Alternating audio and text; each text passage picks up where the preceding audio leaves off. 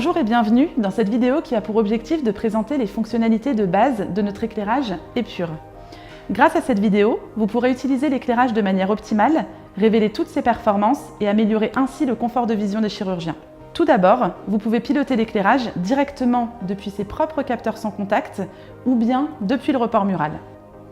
Dans le cas d'une configuration avec 2 éclairages ou plus, vous pouvez choisir l'éclairage que vous allez piloter grâce à la touche en haut à droite du report mural. Chaque éclairage est identifié par une pastille de couleur présente sur les suspensions. Ici, le fond d'écran du report mural est bleu, ce qui signifie que je pilote l'éclairage doté de la pastille bleue.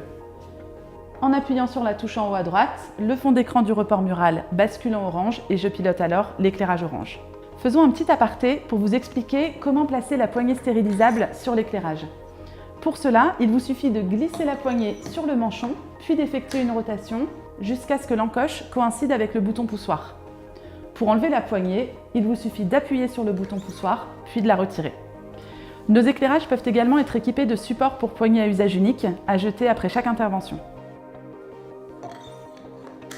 Pour revenir à l'utilisation de l'éclairage, vous allez pouvoir allumer ou éteindre la coupole en appuyant sur ce bouton. Le bouton endo va vous permettre de passer l'éclairage en mode endo. Ce mode endo allume seulement certaines LED et il vous sera particulièrement utile comme éclairage d'ambiance en cas d'opération endoscopique ou cœlioscopique. Le reste des paramètres va pouvoir s'ajuster à l'aide des 3 capteurs sans contact présents sur chaque côté de la coupole. Pour faire varier un paramètre, il vous suffit de passer votre main à environ 5 cm du capteur. Vous passez votre main de gauche à droite pour augmenter le paramètre et de droite à gauche pour le diminuer. Pour une détection parfaite, votre mouvement doit être ample et commencer avant le capteur pour se terminer après le capteur. Si vous souhaitez ajuster l'intensité lumineuse entre 50 000 et 160 000 lux, il suffit de passer votre main devant le capteur symbolisé par un soleil jaune. Vous pouvez également ajuster la focalisation en utilisant le capteur symbolisé par les cercles verts. L'Epure permet d'éclairer un diamètre jusqu'à 26 cm et est doté de la technologie brevetée Focusmatic qui vous permettra de maintenir l'intensité lumineuse maximum même sur de très grandes tâches. Même quand vous augmenterez le diamètre de tâche, l'intensité lumineuse restera constante. Vous n'aurez donc plus besoin de focaliser pour avoir une forte intensité lumineuse. Enfin, vous pouvez ajuster la température de couleur en utilisant le capteur symbolisé par le thermomètre bleu. La température de couleur peut être ajustée entre 3500 et 4500 Kelvin et synchronisée entre les 2 coupoles. Quand on modifie la température de couleur sur le premier éclairage, l'autre s'adapte automatiquement. Nous vous conseillons de sélectionner une température de couleur chaude vers 3500 Kelvin quand vous avez besoin de faire ressortir les organes ou tissus nécrosés. Certains chirurgiens étant habitués aux éclairages halogènes préfèrent également les températures de couleur chaude qui proposent des teintes tirant vers le rouge orangé.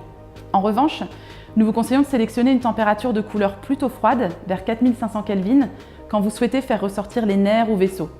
N'hésitez donc pas à modifier ce paramètre au cours d'une même intervention, en fonction de vos besoins et en fonction de l'étape de la chirurgie. Avant de terminer cette vidéo, quelques petits conseils pour avoir une vision optimale pendant vos opérations.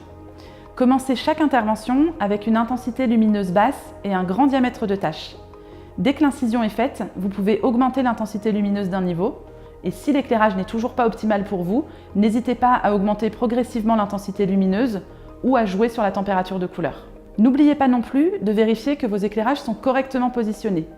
Évitez de les placer à l'aplomb, mais plutôt en incidence de chaque côté du champ opératoire et à une distance d'environ 1 mètre. J'espère que cette vidéo vous a été utile. N'hésitez pas à regarder les conseils d'utilisation et les autres tutoriels sur notre chaîne YouTube.